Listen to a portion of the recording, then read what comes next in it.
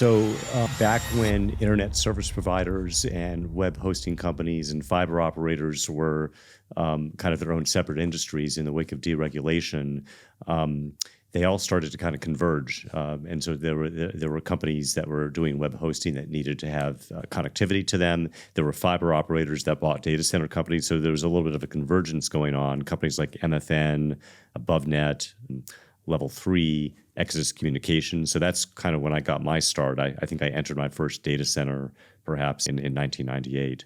So there was a convergence going on between ISPs, CLECs, and hosting companies essentially. And then a couple of pure plays like Exodus that emerged at that time. How many of those are still around today? So the buildings are very much still around, and they live as part of Digital Realty's portfolio and Equinix's portfolio and others.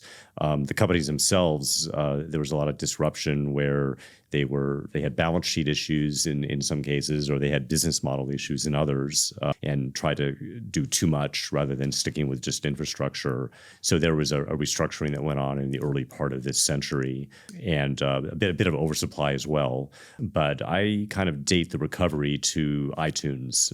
So when the iPhone came out, and you had all this content that needed a place to live,